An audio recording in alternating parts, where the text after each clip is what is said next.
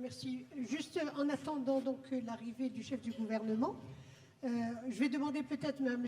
Diop quelles idées principales il a retenues, peut-être 2 ou 3 idées. Ensuite, inviter M. Lionel Zinsou, qui est un petit peu notre grand témoin, à nous donner son ressenti de toutes les interventions qu'il a entendues. Comment est-ce qu'il peut... Donc, M. Diop, en un premier temps.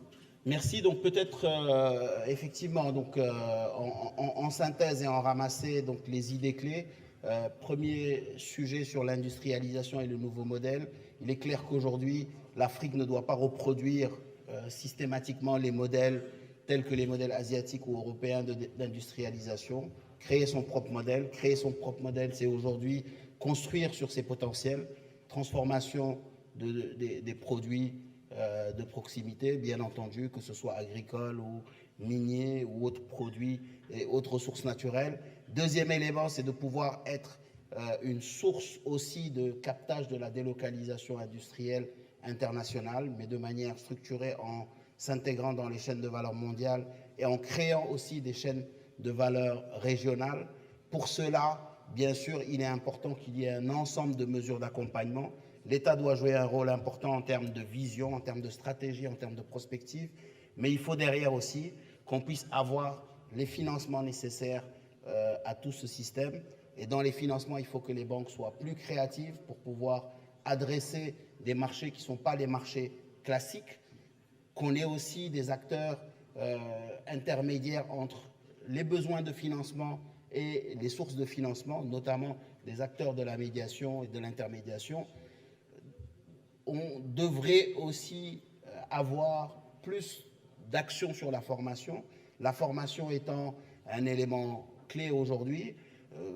Le grand défi, c'est de pouvoir avoir une formation en adéquation avec les métiers de demain. Et pour cela, effectivement, il faut qu'il y ait une coordination entre les acteurs de formation, entre l'État et le secteur privé pour pouvoir justement avoir à la fois des jeunes issus de la formation professionnelle, mais aussi du supérieur, qui soient adaptés pour le monde économique et soient adaptés pour le monde industriel. Donc voilà, on a ramassé quelques idées qu'on a pu partager lors de ces débats. Merci beaucoup, M. Abdediouf. Juste, c'était rappelé, hier nous disait le Premier ministre tunisien, en 2020, il n'y aura plus de moteur thermique. Donc, vous voyez un petit peu les formidables mutations et transformations qui sont en train de s'annoncer. Donc, il faut anticiper justement pour cette adéquation entre formation et le marché de l'emploi. Merci beaucoup, M. Abdediouf. Merci à vous. Donc, j'ai le plaisir de... Merci beaucoup. Donc, je rappelle que M. Diop dirige le cabinet Mazars et qu'il est en même temps président de la commission Sud-Sud, donc au sein de la CGEM. M. Zinsou, on vous remet à l'ouvrage, comme on dit, mais vous avez un esprit de synthèse qui est admirable, donc c'est une manière pour nous aussi de nous enrichir et d'une pensée très structurée. Donc, vous avez vu, M. Lionel, que pour rebondir ce que disait M. le directeur de cabinet, il disait oui, tout ça, c'est bien.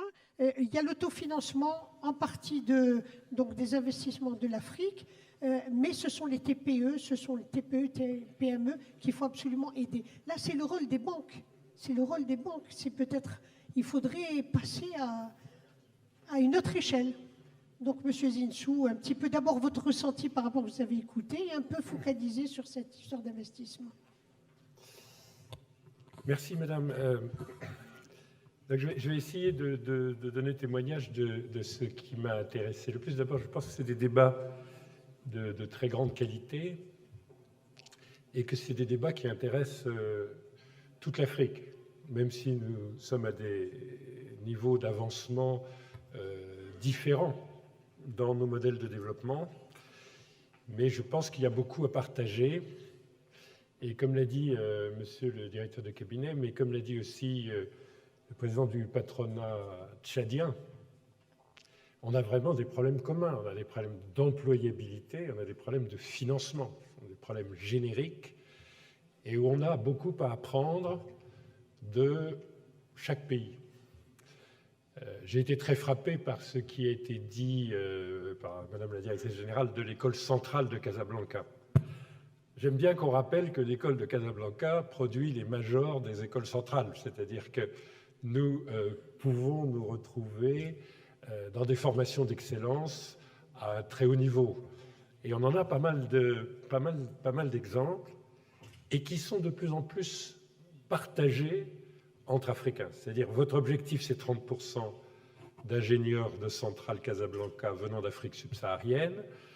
On a construit entre l'Université du Cap, l'Institut de Management de Dakar et Sciences Po Paris un programme qu'on appelle Lead Campus, qui est une espèce de MBA exécutive qui est complètement une coproduction subsaharienne et en l'occurrence Sciences Po. Mais Sciences Po est en train de s'africaniser. Le directeur de Sciences Po est à Nairobi aujourd'hui pour présenter ses partenariats avec l'Afrique de l'Est. Donc, on a beaucoup d'occasions, et notamment la triangulation entre les pays riches de l'OCDE, les pays du Maghreb, les pays d'Afrique subsaharienne. On a beaucoup d'occasions, je pense, d'accélérer les formations d'excellence et les partages pour l'excellence. Mais il ne faut pas oublier ce qu'a dit, et qui est très, très fascinant, le président du patronat tchadien, et qui avait été dit auparavant également sur le thème, il y a des gens qu'on pourrait laisser au bord de la route parce qu'ils n'ont pas terminé leur formation initiale, ou ils ont une formation initiale assez éloignée des besoins de l'entreprise. Mais là encore, en associant l'État, les entreprises, et vous avez prononcé une locution importante, les partenaires sociaux, parce que beaucoup de nos pays sont quand même dotés de représentations légitimes des partenaires sociaux qui participent à la construction de notre industrialisation.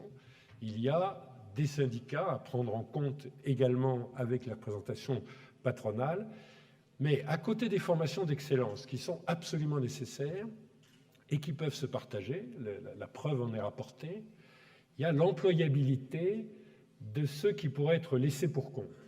Et faire très attention, et moi je crois que nous avons un réservoir très important de compétences à partir de la reprise dans l'entreprise ou dans des formations postérieures, une espèce d'école de la deuxième chance, d'école de la deuxième chance, et je pense qu'on le fait chacun.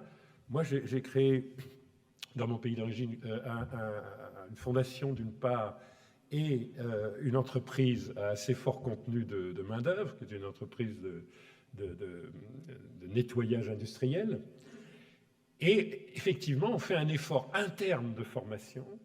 Et une chose qui est très caractéristique dans nos pays, c'est que moi je trouve les salariés passent leur temps, en tout cas c'est très béninois, à se former, mais enfin c'est aussi ivoirien, à se former tout le long de la vie en payant leur formation. Je dirais que dans l'entreprise, c'est une PME, hein, c'est une PME de 250 personnes, mais je dirais il y a bien 150 salariés qui sont en formation continue pour améliorer leurs conditions. Alors ils peuvent se le donner eux-mêmes, cet instrument, et ils sont en formation professionnelle continue pour améliorer. L'entreprise peut le faire. Nous, on a un centre de formation gratuit aux métiers qui peuvent être assez techniques du nettoyage industriel. Bon, on est un peu envahi par des diplômés. C'est-à-dire, on a demandé des gens niveau 3e et niveau baccalauréat, et on a reçu, comme partout en Afrique, des gens titulaires de maîtrise.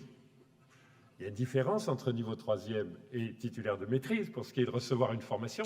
Et c'est un des problèmes, c'est que nos diplômés sont à la recherche d'une formation de complément qui permette d'être employables.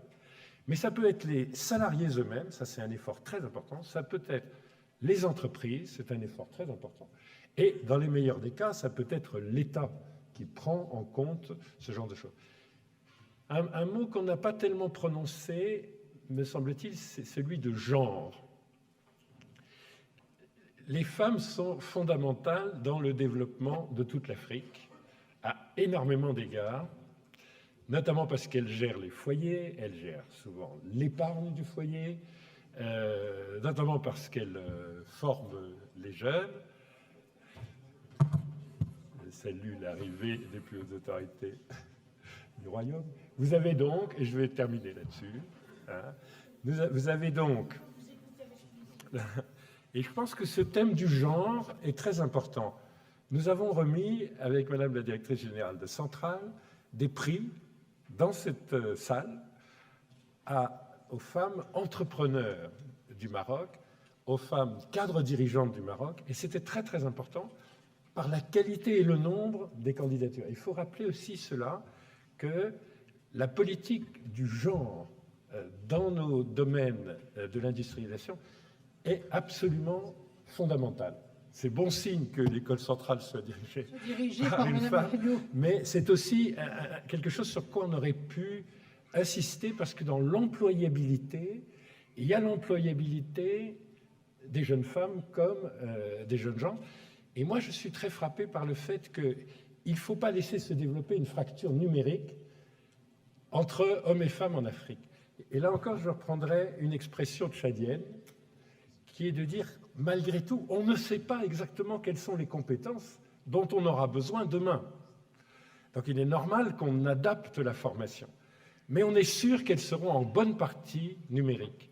Et les associations qui forment les jeunes filles au numérique, au codage, très tôt, très jeunes, ça me paraît très important pour qu'il n'y ait pas de fracture.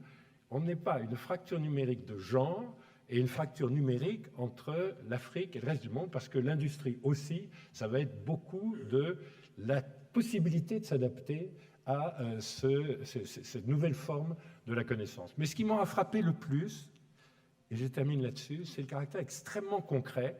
Et comme a dit le président Kettani, en fait, on est d'accord sur le diagnostic. On est d'accord qu'il y a un déficit d'industrialisation, même si on doit admettre qu'une quinzaine de pays ne sont pas en déficit d'industrialisation, mais c'est vrai. Et quand on parle financement, on touche tout de suite des sujets concrets. Mais vous avez remarqué, il y a des solutions. Attijari a expliqué comment il prenait de plus en plus en charge cette transformation d'épargne de ressources courtes à emploi long. Ça, c'est parce que nos marchés financiers sont en train de devenir efficients. Il y a 25 ans, ils n'existaient pas. Aujourd'hui, ils sont en train de devenir efficients. Parce qu'on a besoin d'un marché financier si on veut prendre de la ressource à vue et l'immobiliser pendant 10 ans. Donc, c'est en train de se faire. Vous avez remarqué que le private equity a pris la parole pour dire on va faire de la mésofinance, c'est-à-dire du capital, mais du capital adapté en taille à des entreprises moyennes, petites, moyennes, dans toutes nos économies. C'est complètement nouveau, cet instrument, le micro-capital, si vous voulez, il n'est pas disponible, il est en train de s'inventer. Et vous avez remarqué les commentaires sur maintenant, on a besoin de créer de l'intermédiation. Et là, je voudrais saluer le rôle du Maroc, parce que les banques du Maroc, comme les compagnies d'assurance du Maroc, objectivement, elles créent de la concurrence dans toute l'Afrique subsaharienne et des nouveaux métiers. Et nous avons besoin de cette intermédiation, parce que entre un petit projet et un grand fonds d'investissement, s'il n'y a pas des professionnels qui rapprochent les uns des autres, ils ne se rencontreront jamais. Et nous avons beaucoup plus, comme a dit le président Kettani, de fonds qui sont promis à l'Afrique que de fonds qui sont utilisés par l'Afrique. Et l'Afrique elle-même génère par son épargne beaucoup plus de capacités financières que ce qu'elle utilise. Mais, comme j'ai essayé de le dire, tout ça, c'est aussi une question d'histoire. Nous n'avons pas reçu des pays qui étaient faits pour se développer de façon endogène à partir de leur secteur privé, de leurs forces vives, avec des institutions comme des marchés financiers sophistiqués, avec des intermédiaires financiers. Nous avons reçu des pays, nous avons créé l'indépendance de ces pays se sont émancipés. Aujourd'hui, ils sont en train de s'émanciper de tout modèle.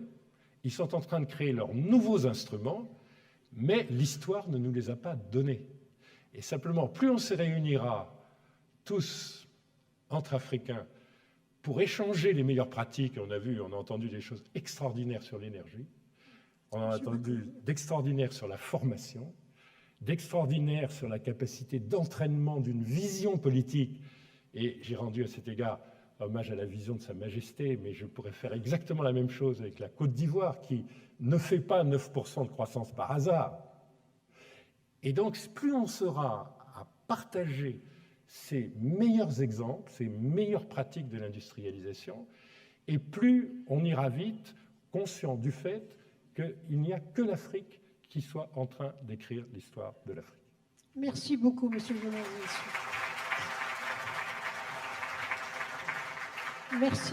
Merci pour cette vision de l'unité continentale et merci pour cette substantifique, comme dirait Michel Montaigne, de cette journée, d'une journée très riche et très dense. Et je me retourne vers monsieur le chef de gouvernement pour le saluer. C'est ça, merci, mille merci, parce que je sais que vous avez un agenda extrêmement serré, vous avez trouvé le temps de venir. Alors, c'est Saadine Al-Othmani, moi je voudrais juste dire un mot. Il ne faut pas oublier qu'il était ministre des Affaires étrangères dans une autre vie. Donc, il a pu sillonner lui aussi l'Afrique. Et en tant que ministre des Affaires étrangères, il a représenté donc tout récemment, je crois que c'était le 29 janvier, Sa Majesté Addis Abeba avec le message sur la migration, message qui a été très apprécié puisque le Maroc est un peu leader dans ce dossier de la migration et que nous avons 2 grandes conférences internationales au mois de décembre qui seront organisées à Rabat. Et donc, ça c'est l'actualité, mais je voudrais juste rappeler quelque chose peut-être que nous oublions, c'est que Saadine Al-Othmani était avec Saïd Abdelkrim Khatib. Et Saïd Abdelkrim Khatib était ministre des Affaires africaines dans les années 60. C'est vrai que les années 60 où le Maroc a fait de très belles choses en termes de conférence de l'unité africaine, il a été l'un des pays fondateurs. Donc, Saadine Al-Othmani a beaucoup milité avec Saïd Abdelkrim Khatib. Et Saïd Abdelkrim Khatib a fait un travail extraordinaire avec le souverain, avec le roi Hassan II, qui, ne l'oublions pas, ont beaucoup aidé les mouvements de libération. Le Frélimo, l'ANC, l'Angola, de Neto. Le Maroc a fait un travail extraordinaire en termes de financement, en termes d'aide, même au niveau des armes militaires, etc. Et Nelson Mandela, vous pouvez retrouver ça sur Internet, a rendu un très bel hommage à Saïd Abdelkrim Khatib et à son équipe. À l'époque, c'est Saadine Al-Othmani, c'est Leïla Ben Kiran, qui ont aussi travaillé, qui avaient cette sensibilité vers l'Afrique. Donc, vous voyez, l'Afrique, c'est pas seulement aujourd'hui. L'Afrique, c'était déjà les années 60. Mais alors, positivement, parce que c'est vrai, on parle de l'Algérie, le pays du tiers-monde, etc., etc. Mais le Maroc l'a fait concrètement et il a aidé à la libération d'une partie de l'Afrique, ne l'oublions pas, et une partie de l'Algérie, puisque nous étions intimement avec monsieur le ministre tunisien, doit certainement se rappeler si jamais là. Nous avons beaucoup aidé, que ce soit le flanc Est ou le flanc Sud, la révolution algérienne. Ça, il faudrait que nos amis algériens puissent